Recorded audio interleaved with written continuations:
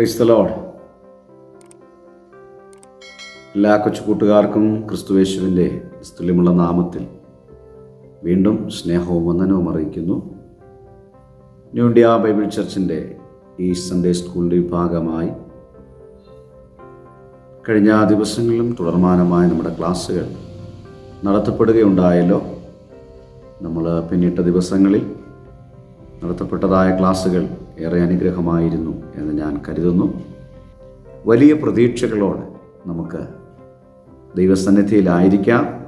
കർത്താവ് നമ്മെ ഏവരെയും അനുഗ്രഹിക്കട്ടെ. നമ്മുടെ സൺഡേ സ്കൂൾ പഠനം എല്ലാ കുഞ്ഞുങ്ങൾക്കും അനുഗ്രഹമാണ്, സന്തോഷമാണെന്ന് ഞാൻ കരുതുന്നു. ദൈവം നിങ്ങളെ ധാരാളമായി അനുഗ്രഹിക്കുമാറാകട്ടെ. നമ്മൾ 4ാം ക്ലാസ്സിലെ പാഠപുസ്തകത്തിൽ രേഖപ്പെടുത്തിയിരിക്കുന്ന പാഠങ്ങളാണല്ലോ ഇതുവരെയും പഠിച്ചു വന്നത്. ഇതിനോടകം നമ്മൾ 18 പാഠങ്ങൾ പഠിക്കുവാൻ ദൈവം നമുക്ക് അവസരങ്ങൾ നൽകി. ഇന്ന് നമ്മൾ പഠിക്കുവാൻ പോകുന്നത് പാഠഭാഗം 19, യേശു വിസ്തരിക്കപ്പെടുന്നു എന്നുള്ള ആ ഭാഗങ്ങളാണ് നമ്മൾ പഠിക്കുവാനായിട്ട് ആഗ്രഹിക്കുന്നത്. പുതിയ നിയമ വേദഭാഗങ്ങളിലെ യേശുക്രിസ്തുവിൻ്റെ ജീവിതത്തെക്കുറിച്ചും ശുശ്രൂഷകളെക്കുറിച്ചും വളരെ ആഴമേറിയ അപഗ്രഥനം നടത്തിയിരിക്കുന്നത് സുവിശേഷങ്ങളിലൂടെയാണെന്ന് നമുക്കെല്ലാവർക്കും അറിയാം. അതുകൊണ്ട് ഈ ഭാഗങ്ങൾ എല്ലാ സുവിശേഷകന്മാരും, മത്തായി, മർക്കോസ്, ലൂക്കോസ്, യോഹന്നാൻ എന്നീ സുവിശേഷകന്മാരെല്ലാവരും തന്നെ യേശുക്രിസ്തുവിൻ്റെ വിസ്തരിക്കപ്പെടുന്ന ഭാഗങ്ങളെക്കുറിച്ച് വ്യത്യസ്തമായ നിലകളിൽ ഓരോരുത്തർക്കും ലഭിക്കപ്പെട്ടതായ അറിവിൻ്റെ അടിസ്ഥാനത്തിൽ എഴുതി ചേർത്തിട്ടുണ്ട് എന്നുള്ളത് വ്യക്തമായി കാണുവാൻ കഴിയുന്നു. നമ്മൾ വേദഭാഗങ്ങളെക്കുറിച്ച് ചിന്തിക്കുമ്പോൾ യോഹന്നാൻ്റെ സുവിശേഷം 18-ാം അധ്യായം 12-ാമത്തെ വാക്യം മുതൽ 19-ാമത്തെ അധ്യായം 16-ാം വാക്യം വരെയും ആ ഭാഗങ്ങൾ തുടർമാനമായി കൊടുത്തിരിക്കുന്നത് കാണുവാൻ കഴിയും. അതുപോലെ തന്നെ മത്തായിയുടെ സുവിശേഷത്തിലും ലൂക്കോസിൻ്റെ സുവിശേഷത്തിലും മർക്കോസിൻ്റെ സുവിശേഷം ഒന്നിലധികം ഭാഗങ്ങളിൽ തുടർമാനമായി ഇതേക്കുറിച്ച് രേഖപ്പെടുത്തിയിരിക്കുന്നത് കാണുവാനായി കഴിയും. യേശു വിസ്തരിക്കപ്പെടുന്നു എന്നുള്ള ആ പാഠഭാഗം നമ്മൾ മനസ്സിലാക്കുമ്പോൾ എന്താണ് വിസ്താരം എന്നുള്ളതിനെക്കുറിച്ച് ഒരുപക്ഷെ നിങ്ങൾക്ക് ഏവർക്കും വേണ്ടതുപോലെ അറിയുവാൻ കഴിയുന്നത് ആയിരിക്കണം എന്നില്ല. എന്നാൽ അതിനെക്കുറിച്ച് നമ്മൾ മനസ്സിലാക്കുമ്പോൾ പൊതുവായ ചില കാര്യങ്ങൾ കൂടെ അതിനോട് ചേർന്ന് നമ്മൾ മനസ്സിലാക്കിയെങ്കിൽ മാത്രമേ യേശുക്രിസ്തുവിൻ്റെ അല്ലെങ്കിൽ ആ വിസ്താരത്തെക്കുറിച്ച് നമുക്ക് മനസ്സിലാകുകയുള്ളൂ. നിങ്ങൾ കോടതി എന്നുള്ള ഒരു പേര് കേട്ടിട്ടുണ്ടാകും അല്ലേ? മിക്കപ്പോഴും പത്രങ്ങളിലും പത്രവാർത്തകളിലുമൊക്കെ അങ്ങനെയുള്ളതായ കാര്യങ്ങളെക്കുറിച്ച് രേഖപ്പെടുത്തിയിട്ടുണ്ട്. പല കാര്യങ്ങളും വാർത്തകളിലൂടെ വരുമ്പോൾ കേസന്വേഷണത്തിൻ്റെ കാര്യങ്ങളാണല്ലോ തുടർമാനമായി പത്രവാർത്തകളിലെ ഏറ്റവും പ്രാധാന്യമേറിയ ന്യൂസായി നമ്മൾ കാണുന്നു. നിങ്ങൾ ജില്ലാ കോടതി എന്നോ മജിസ്ട്രേറ്റ് കോടതി എന്നോ ഏതെങ്കിലും കോടതികളെക്കുറിച്ച് നിങ്ങൾ കേട്ടിട്ടുണ്ടോ? എന്തിനു വേണ്ടിയാണ് വാസ്തവത്തിൽ ഈ കോടതികൾ ഒക്കെ നമ്മുടെ ലോകത്തിൽ ഉള്ളത്? കൊലപാതകം, മോഷണം, കത്തിക്കുത്ത് മുതലായ തെറ്റുകൾ ചെയ്യുന്നവരെ ആരാണ് പിടിക്കുന്നത്? പണ്ടൊക്കെ പത്രവാർത്തകളിലൊക്കെ ഒരു കൊലപാതകം എന്നുള്ളത് വല്ലപ്പോഴും മാത്രമായ ഒരു സംഭവമായി. ഇന്നിപ്പോൾ ഈ അടുത്ത കാലഘട്ടത്തിൽ ഒരു ദിവസം പോലും അങ്ങനെയുള്ളതായ വാർത്തകൾ ഒന്നിലധികമില്ലാത്ത ഒരു ദിവസം പോലും ഇല്ലാത്തൊരു കാലഘട്ടത്തിലാണ് നമ്മളെല്ലാവരും ജീവിക്കുന്നത്. ഈ കുറ്റവാളികളൊക്കെ ആരാണ് പിടിക്കുന്നത്? നമുക്കെല്ലാവർക്കും അറിയാം. കുറ്റവാളികളെ പിടിക്കുന്ന ആരാണ്? പോലീസുകാർ പിടിച്ചതിന് ശേഷം അവരെ വിസ്തരിക്കുന്നതിന് വേണ്ടി ഹാജരാക്കുന്ന ഇടമാണ് ഏത്? കോടതി. വിസ്തരിക്കുക എന്ന് പറഞ്ഞാൽ അവിടെ അവരെ ചോദ്യം ചെയ്ത് അവർ ചെയ്തതായ തെറ്റുകളെക്കുറിച്ചൊക്കെ ചോദിച്ച് വ്യക്തമായി അറിയുന്ന ഒരു സ്ഥലം കൂടെയാണ് ഇത്. അപ്പം വിസ്തരിക്കുന്നത് എന്തിനാണെന്ന് ചോദിച്ചാൽ, ഇദ്ദേഹം ശരിയായ നിലയിൽ കുറ്റം ചെയ്തിട്ടുണ്ടോ എന്ന് കണ്ടുപിടിക്കുന്നതിനും കുറ്റം ചെയ്തിട്ട് ഉണ്ടെങ്കിൽ അവർക്ക് തക്കതായ ശിക്ഷ നൽകുകയും ചെയ്യുന്നതിനെയാണ് വിസ്താരമെന്ന് പറയുന്നത്. അങ്ങനെയാണെങ്കിൽ ഇങ്ങനെ വിസ്തരിക്കപ്പെട്ടതിന് ശേഷം ആരാണ് ഇവർക്ക് കുറ്റം വിധിക്കുന്നത്? അതിനുള്ള ചുമതല ആർക്കാണ് എന്ന് ചോദിച്ചാൽ, അങ്ങനെ ചുമതല വഹിക്കുന്നയാളിനെ ന്യായാധിപൻ എന്നാണ് പറയുന്നത്. നമ്മൾ വേദപുസ്തകം പഠിക്കുമ്പോൾ ന്യായാധിപന്മാരുടെ ഒരു കാലഘട്ടം തന്നെ വേദപുസ്തകത്തിൽ രേഖപ്പെടുത്തിയിട്ടുണ്ട്. അപ്പം നമ്മുടെ നാട്ടിൽ ന്യായാധിപന്മാർ ആരാണ്? അവരുടെ അധികാര പരിധി അനുസരിച്ച് മുൻസിഫ്, മജിസ്ട്രേറ്റ്, ജഡ്ജി, ജസ്റ്റിസ് മുതലായ പേരുകളിൽ ഇവരെന്ത് ചെയ്യുന്നു? അറിയപ്പെടുന്നു. അങ്ങനെ മുൻസിഫ് കോടതി മുതൽ സുപ്രീം കോടതി വരെ ഉള്ളതായ തലങ്ങളിൽ ഉള്ളതായ ഉദ്യോഗസ്ഥരെക്കുറിച്ചാണ് നമ്മൾ ഈ പറയപ്പെട്ട പേരുകളിലൂടെ മനസ്സിലാക്കുക. അങ്ങനെ കൊലപാതകന്മാരെയും കൊള്ളക്കാരെയും ഒക്കെ വിസ്തരിക്കുന്നത് പോലെ യാതൊരു തെറ്റും ചെയ്യാത്ത നമ്മുടെ യേശുവിനെ വിസ്തരിച്ച കാര്യമാണ് നമ്മൾ ഇന്ന് യേശു വിസ്തരിക്കപ്പെടുന്നു എന്നുള്ള ആ പാഠഭാഗത്തിൽ നിന്നുകൊണ്ട് പഠിക്കുവാനായിട്ട് താല്പര്യപ്പെടുന്നു. അപ്പോൾ യേശു വിസ്തരിക്കപ്പെടുന്നു എന്നുള്ളതിൻ്റെ ആ പാഠഭാഗത്തിൻ്റെ ഉള്ളിലേക്ക് നമ്മൾ പ്രവേശിക്കുന്നതിന് മുൻപ് ആമുഖമായി പറയപ്പെട്ടതായ കാര്യങ്ങൾ എൻ്റെ വാത്സല്യ കുഞ്ഞുങ്ങൾക്ക് മനസ്സിലായി എന്ന് ഞാൻ കരുതുന്നു. അപ്പോൾ ഒരു തെറ്റും ചെയ്തിട്ടില്ലാത്ത യേശു കർത്താവിനെ എന്ത് ചെയ്തു? അന്നത്തെ ന്യായാധിപ സംഘം എന്ത് ചെയ്തു? വിസ്തരിച്ചു. കുറ്റവാളി എന്നുള്ള നിലയിൽ വിസ്തരിക്കുകയും ശിക്ഷ നടപ്പിലാക്കുകയും ചെയ്യുന്ന ഒരു പാഠമാണ് നമ്മളിന്ന് പഠിക്കുവാനായിട്ട് താല്പര്യപ്പെടുന്നത്. അപ്പോൾ നമ്മൾ പാഠത്തിലേക്ക് പ്രവേശിക്കുമ്പോൾ യേശുവിനെ ഒരു കുറ്റവാളിയെ പോലെ അന്നത്തെ ഗവൺമെൻറ് പിടിക്കപ്പെടുകയുണ്ടായി. യേശുവിനെ എന്ത് ചെയ്തു? പിടിച്ചു. യേശുവിനെ എവിടെ വെച്ചാണ് റോമൻ പടയാളികൾ പിടിച്ചതെന്ന് നിങ്ങൾക്കാർക്കെങ്കിലും അറിയാമോ? അറിയാമെന്ന് ഞാൻ കരുതുന്നു. എവിടെ വെച്ചാണെന്ന് അറിയാമോ? ഗെത്സമന തോട്ടത്തിൽ വെച്ച്. അപ്പോൾ യേശുവിനെ അവർ അറസ്റ്റ് ചെയ്തത് എവിടെ വെച്ചാണ്? അറസ്റ്റ് ചെയ്യുക എന്ന് പറഞ്ഞാൽ കുറ്റവാളിയെ പിടിക്കുന്നതിനാണ് പറയുന്നത് അറസ്റ്റ് ചെയ്യുക. എവിടെ വെച്ചാണ് പിടിച്ചത്? ഗെത്സമന തോട്ടത്തിൽ. റോമൻ പട്ടാളവും യഹൂദന്മാരുടെ ചേവകരും ഗെത്സമന തോട്ടത്തിൽ യേശുവിനെ പിടിച്ച് കെട്ടി ആദ്യമായി കൊണ്ടുപോയത് മഹാപുരോഹിതനായ ഹന്നാവിൻ്റെ അടുക്കിലേക്ക് ആയിരുന്നു. അപ്പോൾ ആദ്യമേ കൊണ്ടുപോയത് ഒരു പുരോഹിതൻ്റെ അടുക്കിലേക്കാണ്. അയാൾ ആ സംവത്സരത്തിൽ ഭരണം നടത്തിക്കൊണ്ടിരുന്ന മഹാപുരോഹിതനായ കയ്യഫാവിൻ്റെ അമ്മായിയപ്പൻ ആയിരുന്നു. അമ്മായിയപ്പൻ എന്ന് പറഞ്ഞാൽ ഭാര്യയുടെ പിതാവ്. ഹന്നാവ് യേശുവിനോട് തൻ്റെ ശിഷ്യന്മാരെയും ഉപദേശത്തെയും കുറിച്ച് ചോദിച്ചു. യേശു, ഞാൻ യഹൂദന്മാരുടെ ദൈവാലയത്തിലും പള്ളികളിലും പരസ്യമായി സംസാരിച്ചിരുന്നു. ഞാൻ സംസാരിച്ചത് എന്തെന്ന് കേട്ടവരോട് ചോദിക്കുകയെന്ന് യേശു ഉത്തരം പറഞ്ഞു.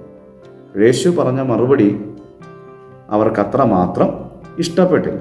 അപ്പോൾ അരികെ നിന്ന ചേവകരിൽ ഒരുത്തൻ മഹാപുരോഹിതനോട് ഇങ്ങനെയാണോ ഉത്തരം പറയുന്നത് എന്ന് പറഞ്ഞുകൊണ്ട് യേശുവിൻ്റെ കർണത്തെന്ത് ചെയ്തു? അടിച്ചു. പിന്നെ ഹന്നാവ് യേശുവിനെ കെട്ടപ്പെട്ടവനായി മഹാപുരോഹിതനായ കയ്യഫാവിൻ്റെ അടുക്കിലേക്ക് അയച്ചു. അതാണ് യേശുവിനെ അറസ്റ്റ് ചെയ്യുന്നതുമായി ബന്ധപ്പെട്ട് നടക്കുന്ന ഒരു പ്രത്യേകമായ സംഭവം. രണ്ടാമത്തെ വിസ്താരം ഔദ്യോഗിക സ്ഥാനമുണ്ടായിരുന്ന കയ്യഫാവിൻ്റെ കോടതിയിൽ ആയിരുന്നു. എവിടെയായിരുന്നു? ഔദ്യോഗികമായ ഉദ്യോഗസ്ഥനായിരിക്കുന്ന അല്ലെങ്കിൽ ഉദ്യോഗസ്ഥ സ്ഥാനമുണ്ടായിരുന്ന കയ്യഫാവിൻ്റെ കോടതിയിലായിരുന്നു. യഹൂദന്മാരുടെ മഹാപുരോഹിതന്മാരും ശാസ്ത്രിമാരും മറ്റ് നേതാക്കന്മാരും ഉൾപ്പെട്ടതായ ന്യായാധിപ സംഘത്തിൻ്റെ അധ്യക്ഷനായി ഇരുന്നു കൊണ്ട് കയ്യഫാവ് യേശുവിനെ എന്ത് ചെയ്തു? വിസ്തരിച്ചു. ഒരു കുറ്റവാളിയെപ്പോലെ നമ്മുടെ യേശുവിനെ അവർ വിസ്തരിച്ചു. കള്ളസാക്ഷികൾ പലരും വന്നിട്ടും പറ്റിയില്ല. പലരും യേശുവിന് വിരോധമായി കള്ളസാക്ഷികൾ പറയുവാനായിട്ട് ആ കോടതിയിൽ വന്നിട്ടും പറയുന്ന കാര്യങ്ങളുമായിട്ടൊന്നും ഒത്തും ചേർന്നു വന്നില്ല. ഒടുവിൽ 2 പേർ വന്നു പറഞ്ഞു, ദൈവമന്ദിരം പൊളിച്ച് 3 ദിവസം കൊണ്ട് വീണ്ടും പണിയുവാൻ എനിക്ക് കഴിയും എന്ന് യേശു പറഞ്ഞു എന്ന് ബോധിപ്പിച്ചു. അപ്പോൾ യേശുവിനെതിരെ അവരവിടെ കുറ്റം ചുമത്തുവാനായിട്ട് നോക്കിയിട്ട് ഒരു കാരണവും കണ്ടെത്തിയില്ല. കാരണം യേശു ഒരു തെറ്റും ചെയ്തിട്ടില്ല. എന്നാൽ കള്ളസാക്ഷികളെല്ലാം വന്നു പറഞ്ഞത് യേശുവുമായി ബന്ധപ്പെട്ട് അവർക്കൊരു പോയിന്റും യേശുവിനെ കുറ്റവാളിയാക്കുവാനായിട്ട് കിട്ടിയില്ല. അന്നേരം വേറെ 2 പേര് വന്ന് പറഞ്ഞു, ദൈവമന്ദിരം പൊളിച്ച് 3 ദിവസം കൊണ്ട് വീണ്ടും പണിയാൻ കഴിയുമെന്ന് യേശു പറഞ്ഞു എന്ന് പറഞ്ഞു. യേശു മിണ്ടാതിരുന്നു. പിന്നെ പുരോഹിതന്മാർ യേശുവിനോട്, നീ ദൈവപുത്രനായിരിക്കുന്ന ക്രിസ്തു തന്നെയോ എന്ന് ആണയിട്ട് ചോദിച്ചു. അതിന് യേശു ഞാനാകുന്നു എന്നുത്തരം പറഞ്ഞു. യേശു ദൈവപുത്രനാണെന്ന് അന്നത്തെ കാലത്തുണ്ടായിരുന്ന യഹൂദന്മാരും റോമൻ പടയാളികളും ഭരണാധികാരികളും മഹാപുരോഹിതന്മാരും ഒന്നും യേശുവിനെ അംഗീകരിച്ചില്ല. കാരണം നിരവധി അത്ഭുതങ്ങളും അടയാളങ്ങളും ഒക്കെ ചെയ്തു, ഉപദേശങ്ങളൊക്കെ പറഞ്ഞിട്ടും യേശുവിനെ അവർക്ക് ഒരിക്കലും ദൈവമായിട്ട് അല്ലെങ്കിൽ ദൈവപുത്രനായിട്ട് അംഗീകരിക്കുവാനായിട്ട് മനസ്സുണ്ടായിരുന്നില്ല. അപ്പോൾ ആ കാര്യവും യേശു പറഞ്ഞു. ഉടനെ മഹാപുരോഹിതൻ എന്ത് ചെയ്യുന്നറിയാമോ? വസ്ത്രം കീറി ഇവൻ ദൈവദൂഷണം പറഞ്ഞു, ഇനി സാക്ഷികളെ കൊണ്ട് നമുക്ക് എന്താവശ്യം എന്ന്. സാക്ഷികളെ ആവശ്യമില്ല, കാരണം ഇപ്പോൾ തന്നെ ഇവൻ ഈ കോടതിയിൽ നിന്ന് തന്നെ ദൈവദൂഷണം പറഞ്ഞു എന്ന് പറഞ്ഞിട്ട് ഇനി സാക്ഷികളെ കൊണ്ടുവന്ന് വിസ്തരിക്കേണ്ട ആവശ്യമില്ല, നിങ്ങൾക്കെന്തു തോന്നുന്നു എന്ന് ന്യായാധിപ സംഘത്തോട് ചോദിച്ചു. അവരെല്ലാവരും ഒറ്റ വാക്കിൽ പറഞ്ഞു, അവൻ മരണയോഗ്യൻ എന്ന് അവരുത്തരം പറഞ്ഞു. കണ്ടോ? അപ്പം ന്യായാധിപ സംഘത്തിൽ യേശുവിനെ കുറിച്ച് വലിയ കാര്യങ്ങളൊന്നും കുറ്റമായി കണ്ടെത്തുവാനായിട്ട് കഴിഞ്ഞില്ല. പറയുന്ന കാര്യം ഇത് ദൈവമന്ദിരം പൊളിക്കുന്ന കാര്യത്തെക്കുറിച്ചാണ് പറഞ്ഞത്. അപ്പം ഇത് യേശുക്രിസ്തുവിൻ്റെ ശരീരമാകുന്ന മന്ദിരത്തെ പൊളിക്കുന്ന കാര്യത്തെക്കുറിച്ചാണ് പറഞ്ഞത്. അവരോർത്ത് ദൈവാലയത്തെ പൊളിച്ച് കളയുന്ന കാര്യത്തെ ഓർത്താണെന്ന് വിചാരിച്ചിട്ട് ആ കാര്യം പറഞ്ഞ് യേശുവിനെതിരെ എന്ത് ചെയ്യുകയാണ്? ഇവിടെ ഒരു ആക്ഷൻ എടുക്കുകയാണ്. അവരെല്ലാവരും ഒരുപോലെ പറഞ്ഞു, അവൻ ആരാണ്? അവൻ മരണയോഗ്യൻ എന്നുത്തരം പറഞ്ഞു. തുടർന്ന് അവർ യേശുവിൻ്റെ മുഖത്ത് തുപ്പി നമ്മുടെ കർത്താവിനെ മുഷ്ടി ചുരുട്ടി അവരെ കുത്തുകയും ഇടിക്കുകയും കരണത്ത് അടിക്കുകയും ചെയ്തു. അവർ യേശുവിനെ കണ്ടെത്തിയ ഏക കുറ്റം താൻ ദൈവപുത്രനായ ക്രിസ്തുവാണെന്ന് പറഞ്ഞു എന്നത് മാത്രം. അല്ലാതെ വേറൊരു കുറ്റവും യേശുവിനെതിരെ അവർക്ക് കണ്ടുപിടിക്കുവാനായിട്ട് കഴിയുന്നില്ല. സൺഡേ സ്കൂൾ കുഞ്ഞുങ്ങളായിരിക്കുന്ന മക്കളോട് എനിക്കും ഒരു കാര്യം പറയുവാനുള്ളത്, നമ്മൾ ദൈവമക്കളാണ് എന്നുള്ളതാണ് ഏറ്റവും വലിയ പ്രശ്നം. അതുകൊണ്ട് ദൈവമക്കൾ ആയിരിക്കുന്ന നമുക്കെപ്പോഴും ജീവിതത്തിൽ പ്രശ്നങ്ങളുണ്ടാകും. സമൂഹം പലപ്പോഴും നമുക്ക് എതിരായിരിക്കും. അവർ ആ സത്യത്തെ ദൈവദൂഷണമായിട്ട് പരിഗണിച്ചിട്ട് യേശുവിനെ കൊല്ലുന്നതിന് കൂടിയാലോചിച്ചു. പക്ഷേ റോമൻ നിയമം അനുസരിച്ച് അവർക്ക് യേശുവിനെ ശിക്ഷിക്കുവാൻ അധികാരമുണ്ടായിരുന്നില്ല. അതിനാൽ രാവിലെ അവർ യേശുവിനെ വിസ്താരത്തിനായിട്ട് നാടുവാഴിയായ പീലാത്തോസിനെ ഏൽപ്പിച്ചു.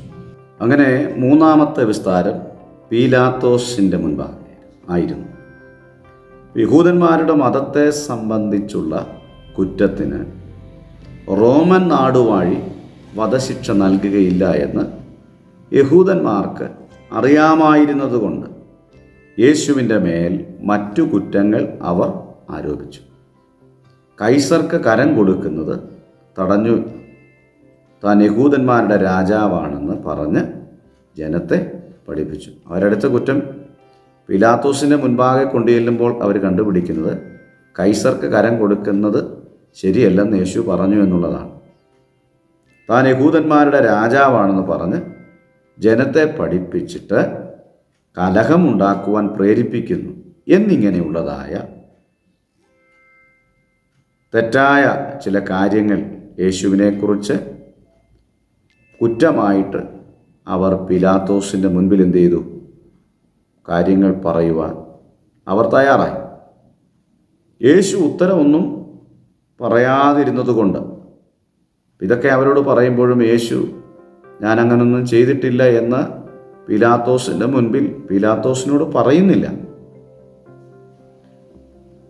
അങ്ങനെ പറയാതിരുന്നത് കൊണ്ട് പീലാത്തോസ് ആശ്ചര്യപ്പെട്ടു. പീലാത്തോസ് യേശുവിനോട് നീ യഹൂദന്മാരുടെ രാജാവോ എന്ന് ചോദിച്ചു. ഞാനാകുന്നു എന്ന് യേശു ഉത്തരം പറഞ്ഞു. പീലാത്തോസ് യേശുവിൽ വാസ്തവത്തിൽ യാതൊരു കുറ്റവും എന്ത് ചെയ്തില്ല, കണ്ടില്ല. യേശു ഗലീലക്കാരനെന്ന് മനസ്സിലാക്കിയ നാടുവാഴി ആ സമയത്ത് യെരുശലേമിലുണ്ടായിരുന്ന ഹേരോദാവിൻ്റെ അടുക്കലേക്ക് എന്ത് ചെയ്തു? യേശുവിനെ അയച്ചു. ഗലീല പ്രദേശത്തിൻ്റെ ഭരണാധികാരിയായിരുന്നു ഹേരോദ രാജാവ്. അങ്ങനെ പീലാത്തോസിൻ്റെ അടുക്കൽ വന്നിട്ടും യേശുവിനെ വേണ്ട വിധത്തിൽ കുറ്റങ്ങളൊന്നും കണ്ടുപിടിക്കാനോ കഴിയാതിരുന്നതുകൊണ്ട് പീലാത്തോസ് എന്ത് ചെയ്തു? ഹേരോദാവിൻ്റെ അടുക്കിലേക്ക് അയച്ച് ഗലീല പ്രദേശത്തിൻ്റെ ഭരണാധികാരിയായ ആ ഹേരോദാവിൻ്റെ അടുക്കിലേക്ക് യേശുവിനെ അയച്ചു. അവിടെ വെച്ച് നടക്കുന്ന 4ാമത്തെ വിസ്താരം. അപ്പോൾ 4ാമത്തെ വിസ്താരത്തിനായി യേശു ഹെരോദാ രാജാവിൻ്റെ മുൻപാകെ കൊണ്ടുപോകപ്പെട്ടു. അവൻ യേശുവിനെ അത്ഭുതങ്ങളാലും അടയാളങ്ങളും ഒക്കെ കാണിക്കുന്ന ഒരു മന്ത്രവാദിയായിട്ടാണ് മനസ്സിലാക്കി. ആര്? ഹെരോദാവ്. യേശു ദൈവത്തിനാണെന്നൊന്നും മനസ്സിലാക്കുന്നത് ഒരു അത്ഭുതങ്ങൾ കാണിക്കുന്ന, ഇങ്ങനെയൊക്കെ ചെയ്യുവാൻ കഴിയുന്ന അന്ന് ആ കാലഘട്ടത്തിൽ അവിടെ ഇങ്ങനെയൊക്കെ ചെയ്യുന്ന മന്ത്രവാദികൾ ഉണ്ടായിരിക്കാം. അങ്ങനെയുള്ള ഒരാളായിട്ടാണ് ഹെരോദാവ് യേശുവിനെ എന്ത് ചെയ്ത് കണ്ടത്. അതിനാൽ യേശു എന്തെങ്കിലും അത്ഭുതം പ്രവർത്തിക്കുമെന്ന് കരുതി അവൻ തന്നോട് പലതും ചോദിച്ചു. പക്ഷേ യേശു അതിനൊന്നും യാതൊരു ഉത്തരവും പറഞ്ഞില്ല. ഹെരോദാവും യേശുവിൽ ഒരു കുറ്റവും കണ്ടില്ല. എങ്കിലും അവൻ തൻ്റെ പടയാളികളുമായി യേശുവിനെ പരിഹസിച്ച് നിസ്സാരനാക്കി പീലാത്തോസിൻ്റെ അടുക്കിലേക്ക് വീണ്ടും എന്ത് ചെയ്തു? തിരിച്ചയച്ചു. തുടർന്ന് 3 പ്രാവശ്യം കൂടി യേശു പീലാത്തോസിൻ്റെ മുൻപിൽ വിസ്തരിക്കപ്പെട്ടു. ഈ വിസ്തരിക്കപ്പെടുമ്പോഴൊന്നും ന്യായമായ യാതൊരു കുറ്റവും ആരിലില്ല, നമ്മുടെ യേശു കർത്താവിൽ ഇല്ല. വെറുതെ അവനെ ഉപദ്രവിക്കുകയാണ്, അല്ലേ? വെറുതെ വിസ്തരിക്കുകയാണ്. ഇത്രയും മാറി മാറി പല വ്യക്തികളിലൂടെ വിചാരണകൾ നടത്തിയിട്ട് വിസ്താരം നടത്തിയിട്ട് ഒരു കുറ്റവും ആരിൽ കണ്ടില്ല, നമ്മുടെ യേശു കർത്താവിൽ കണ്ടില്ല. അങ്ങനെ തുടർന്ന് 3ാം പ്രാവശ്യവും കൂടി യേശുവിനെ പീലാത്തോസിൻ്റെ മുൻപാകെ വിസ്തരിക്കപ്പെടുവാനായി കൊണ്ടു. പക്ഷേ യേശുവിൽ ഒരു കുറ്റവും കാണുവാൻ അവന് കഴിഞ്ഞില്ല. അവൻ പല പ്രാവശ്യം അക്കാര്യം പ്രഖ്യാപിക്കുകയും ചെയ്തു. ഇതിനിടെ പീലാത്തോസിൻ്റെ ഭാര്യ ആളയച്ച് അവനോട് നീതിമാനായ യേശുവിൻ്റെ കാര്യത്തിൽ ഇടപെടരുതെന്ന് അപേക്ഷിച്ചു. പീലാത്തോസിൻ്റെ ഭാര്യയ്ക്ക് മനസ്സിലായി യേശു ആരല്ല, യേശു ഒരു കുറ്റക്കാരനല്ല. ഈ 3 പ്രാവശ്യം ഇവിടെ വരുമ്പോഴും യേശുവിലൊരു കുറ്റവും കണ്ടെത്തുവാനായിട്ട് കഴിഞ്ഞില്ല. പീലാത്തോസിൻ്റെ ഭാര്യ പറഞ്ഞു, യേശുവിൻ്റെ കാര്യത്തിൽ ഇടപെടരുത്, അവൻ നീതിമാനാണ്, അദ്ദേഹം ഒരു കുറ്റവും ചെയ്തിട്ടില്ല.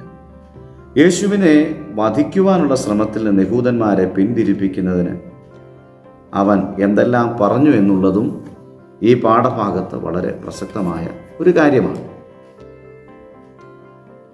അവനിങ്ങനെ പറഞ്ഞു: 1, നിങ്ങൾ യേശുവിനെ കൊണ്ടുപോയി, അങ്ങനെയാണെങ്കിൽ ന്യായപ്രമാണ പ്രകാരം വിധിക്കുക. 2, പെസഹാ പെരുന്നാളിന് ശിക്ഷ ഇളവ് ചെയ്തു വിട്ടയക്കുന്ന ഒരു തടവുകാരനായിട്ട് യേശുവിനെ നമുക്ക് വേണമെങ്കിൽ സ്വതന്ത്രമാക്കാം. 3ാമത് പറയുന്ന ഉപാധി, യേശുവിനെ അടിപ്പിച്ച ശേഷം നമുക്ക് വിട്ടയക്കാം. ഈ നിർദ്ദേശങ്ങളൊന്നും യഹൂദ പ്രമാണികൾക്ക് സ്വീകാര്യമായി. അപ്പോൾ യേശു നീതിമാനായിരിക്കുന്നത് കൊണ്ട്, അദ്ദേഹത്തിൽ ഒരു കുറ്റവും കാണുന്നില്ലാത്തത് കൊണ്ട് സാധാരണ അവിടെ ചെയ്യുന്ന ചില കാര്യങ്ങളുണ്ട്. അത് നമുക്ക് ചെയ്യാമെന്ന് പറഞ്ഞിട്ട് ഇവരാരും എന്ത് ചെയ്യുന്നില്ല, സമ്മതിക്കുന്നില്ല. എന്തൊക്കെയാണത്? നിങ്ങൾ യേശുവിനെ കൊണ്ടുപോയി ന്യായപ്രമാണ പ്രകാരം വിധിക്കുക, തെറ്റെങ്കിലും ഉണ്ടോ എന്നുള്ളത് അങ്ങനെ മനസ്സിലാക്കുക. രണ്ടാമത്, പെസഹാ പെരുന്നാളിന് ശിക്ഷയ്ക്ക്, പെസഹാ പെരുന്നാളിൻ്റെ നാളുകൾ ശിക്ഷ ഇളവ് ചെയ്ത് വിട്ടയക്കുന്ന ഒരു തടവുകാരനായി, അന്ന് ഈ പെസഹാ പെരുന്നാളിൻ്റെ സമയത്ത് ആ കാലഘട്ടത്തിൽ ജയിലിൽ കിടക്കുന്നവർക്ക് ശിക്ഷ ഇളവ് കൊടുത്ത് മോചിപ്പിക്കുന്ന ഒരു കാര്യമുണ്ട്. അങ്ങനെ ആ ഒരു പരിഗണന നമുക്ക് യേശുവിന് എന്ത് ചെയ്യാം, കൊടുത്തിട്ട് ഇതിൽ നിന്നും മാറ്റാമെന്നുള്ള നിലയിൽ അദ്ദേഹം സംസാരിച്ചു. മൂന്നാമത് പറഞ്ഞു, യേശുവിനെ അടിപ്പിച്ച ശേഷം, ചാട്ടവാറ് കൊണ്ട് അടിപ്പിച്ച ശേഷം നമുക്ക് വിട്ടയക്കാം. ഈ 3 നിർദ്ദേശങ്ങളും ആരംഗീകരിച്ചില്ല? യഹൂദ പ്രമാണികളും അന്നത്തെ യഹൂദന്മാരും അവരാരും സ്വീകരിച്ചില്ല. അപ്പോൾ ബറബാസ് എന്ന് പറയുന്ന ഒരു കുറ്റവാളി അദ്ദേഹത്തെ ജയിലിൽ നിന്ന് വിട്ടുകൊടുക്കുന്നതിനും യേശുവിനെ ക്രൂശിക്കുന്നതിനും അവർ കൂട്ടമായിട്ട് ആവശ്യപ്പെട്ടു. അപ്പോൾ പെസഹാ പെരുന്നാളിന് ഒരാളെ പുറത്തിറക്കാനുള്ള സ്വാതന്ത്ര്യമുണ്ട്. ആ സ്വാതന്ത്ര്യം യേശുവിന് വേണ്ടി ഉപയോഗിക്കാതെ അവരെന്ത് ചെയ്യുന്നറിയാമോ? കള്ളനും കൊള്ളക്കാരനുമായിരിക്കുന്ന ബറബാസിനെ വിട്ടുകൊടുക്കുന്നതിനും അവരെല്ലാവരും കൂടി ഒരുമിച്ച് എന്ത് ചെയ്തു? ആവശ്യപ്പെട്ടു. യേശുവിനെ വിട്ടയച്ചാൽ പീലാത്തോസ് കൈസരുടെ സ്നേഹിതൻ അല്ല എന്ന് അവർ പരാതിപ്പെടുമെന്ന് പറഞ്ഞ് അവർ അയാളെ ഭീഷണിപ്പെടുത്തുകയും ചെയ്തു. ഈ സാഹചര്യങ്ങളിൽ യേശുവിനെ പീലാത്തോസ് വാറുകൊണ്ട് അടിപ്പിക്കുകയും മുൾക്കിരീടവും ധൂമ്രവസ്ത്രവും ധരിപ്പിച്ച് പല വിധത്തിൽ പീഡിപ്പിക്കുകയും ചെയ്തു. അവൻ്റെ പുറം ഉഴവുചാലുപോലെ കീറി എന്ന പ്രവചനവാക്യത്തിൻ്റെ നിവൃത്തി ആ സമയത്ത് നിറവേറുകയുണ്ടായി. റോമൻ പടയാളികൾ മുള്ള് ഘടിപ്പിച്ച ചമ്മട്ടി കൊണ്ട് യേശുവിൻ്റെ പുറം അവരടിച്ചു കീറി. ഇതുകൊണ്ടൊന്നും യഹൂദന്മാർക്ക് തൃപ്തി വന്നില്ല. യേശുവിനെ ക്രൂശിക്ക എന്ന് അവരെല്ലാവരും ഒരുപോലെ ആർത്തു വിളിച്ചു. അപ്പോൾ പീലാത്തോസ് യേശുവിനെ ക്രൂശിക്കുന്നതിന് വിധിച്ച് അവർക്കെന്ത് ചെയ്തു? ഏൽപ്പിച്ചു കൊടുത്തു. അപ്പോൾ അവർ പറഞ്ഞതുപോലെ, അവരാഗ്രഹിച്ചതുപോലെ യേശുവിനെ ക്രൂശിക്കുവാൻ വേണ്ടി അവർക്ക് ലഭിക്കപ്പെട്ടു. യേശുവിനെ വിസ്തരിച്ചവർ ആരെല്ലാമായിരുന്നു എന്ന് നമ്മൾ മനസ്സിലാക്കിയാൽ, ഹന്നാവ്, കയ്യഫാവ്, പീലാത്തോസ്, ഹേരോദാവ് എന്നിവർ യേശുവിനെ ഓരോ പ്രാവശ്യവും വിസ്തരിച്ചു. പക്ഷെങ്കിൽ ഒരു പ്രാവശ്യം യേശുവിൽ ഒരു കുറ്റവും എന്ത് ചെയ്തില്ല, കണ്ടില്ല. പിന്നെ യഹൂദന്മാരുടെ നിർബന്ധപ്രകാരവും അവരുടെ താല്പര്യപ്രകാരം ഈ ഭരണാധികാരികളെല്ലാം അവരോടൊപ്പം എന്ത് ചെയ്തു? നിന്നു. പീലാത്തോസ് 3 പ്രാവശ്യം വിസ്തരിച്ചതായി നാം കണ്ടല്ലോ. അങ്ങനെ 4 ന്യായാധിപന്മാരുടെ മുൻപാകെ 7 പ്രാവശ്യം വിസ്തരിക്കപ്പെട്ട യേശുവിൽ ഒരു കുറ്റവും ആർക്കും കാണുവാൻ കഴിഞ്ഞില്ല. നമ്മുടെ കർത്താവ് എത്ര നല്ലവനാണ്! ഇവരെല്ലാം മാറി മാറി വിസ്തരിച്ചു, ചോദ്യം ചെയ്യുന്നു, കാരണങ്ങൾ ഉന്നയിക്കുന്നു. പക്ഷേ അതിലൊന്നും യേശുവിനെക്കുറിച്ചൊരു കുറ്റം കണ്ടെത്തുവാനായിട്ട് കഴിഞ്ഞില്ല. ഞാൻ ഇവനിൽ ഒരു കുറ്റവും കാണുന്നില്ല എന്ന് പ്രഖ്യാപിച്ച ശേഷം വധശിക്ഷയ്ക്ക് വിധിച്ച മറ്റൊരു സംഭവം ലോക ചരിത്രത്തിലില്ല. ഒരു കുറ്റവും കാണുന്നില്ല എന്ന് പറഞ്ഞിട്ടും വധശിക്ഷയ്ക്ക് വിധേയനായ അല്ലെങ്കിൽ വിധിക്കപ്പെട്ട ഒരാൾ ഉലകത്തിൽ, ചരിത്രത്തിലുണ്ടെങ്കിൽ നമ്മുടെ കർത്താവായ യേശു ക്രിസ്തു മാത്രമാണ്. അവിടെ എങ്ങനെയാണ്? വധശിക്ഷയ്ക്ക് വിധിച്ച ഒരു കുറ്റവും ഇവനിൽ കാണുന്നില്ല എന്ന് പ്രഖ്യാപിച്ച ശേഷം വധശിക്ഷയ്ക്ക് വിധിച്ച മറ്റൊരു സംഭവം ലോകചരിത്രത്തിലില്ല. പാപമില്ലാത്ത ദൈവപുത്രനായ യേശു നമുക്ക് വേണ്ടി ഒരു കുറ്റവാളിയെപ്പോലെ എന്ത് ചെയ്തു? വിസ്തരിക്കപ്പെടുകയും പീഡിപ്പിക്കപ്പെടുകയും വധിക്കപ്പെടുകയും ചെയ്തത് നാം ഓരോരുത്തരും ന്യായവിസ്താരത്തിൽ നിന്നും ശിക്ഷാവിധിയിൽ നിന്നും വിടുവിക്കപ്പെടേണ്ടതിനത്രേ. ഇപ്പോൾ ക്രിസ്തുവേശുവിൽ ഉള്ളവർക്ക് ഒരു ശിക്ഷാവിധിയും ഇല്ല. നിങ്ങൾ ശിക്ഷാവിധിയിൽ നിന്ന് രക്ഷിക്കപ്പെട്ടിരിക്കുന്നുവോ? അല്ലെങ്കിൽ രക്ഷപ്പെട്ടിരിക്കുന്നുവോ? അപ്പം ഈ ശിക്ഷകളൊക്കെ വാസ്തവത്തിൽ ആർക്കു വേണ്ടിയാണ് യേശു സഹിച്ചത്? ലോകത്തിലുള്ള ഓരോ മനുഷ്യർക്ക് വേണ്ടി, സൺഡേ സ്കൂൾ പഠിക്കുന്ന എല്ലാ കൊച്ചുകൂട്ടുകാർക്ക് വേണ്ടി, നമ്മൾ ചെയ്ത തെറ്റിന് കർത്താവ് നമുക്ക് വേണ്ടി എന്ത് ചെയ്തു? ശിക്ഷ വഹിച്ചിട്ട് നമ്മെ അതിൽ നിന്നെല്ലാം സ്വതന്ത്രരാക്കി ദൈവത്തിൻ്റെ മക്കളാക്കി മാറ്റുകയായി. അതുകൊണ്ട് എൻ്റെ വാത്സല്യ സൺഡേ സ്കൂൾ കുട്ടികളോട് എനിക്ക് പറയുവാനുള്ളത്, ഒരു തെറ്റും ചെയ്തിട്ടില്ലാത്ത നമ്മുടെ കർത്താവായ യേശുവിനെ അവർ വിസ്തരിച്ച് കുറ്റവാളിയുടെ പട്ടികയിൽപ്പെടുത്തിയിട്ട് ഇവനിൽ ഞാനൊരു കുറ്റവും കാണുന്നില്ല എന്ന് പ്രഖ്യാപിച്ചിട്ട് വീണ്ടും അവനെ വധശിക്ഷയ്ക്ക് വിധിക്കുവാനായിട്ടിടയായി. ഈ മരണം വാസ്തവത്തിൽ എന്തിനാണ് യേശു സഹിച്ചത് എന്ന് ചോദിച്ചാൽ, ലോകത്തിലുള്ളതായ സകല മാനവജാതിക്കും വേണ്ടിയാണ്, നമുക്കും വേണ്ടിയാണ്. അത് ഇന്ന് നിങ്ങൾ ഒന്നുകൂടെ വിശ്വസിക്കുന്നുവോ? വിശ്വസിക്കുന്നു എന്ന് ഞാൻ കരുതുന്നു.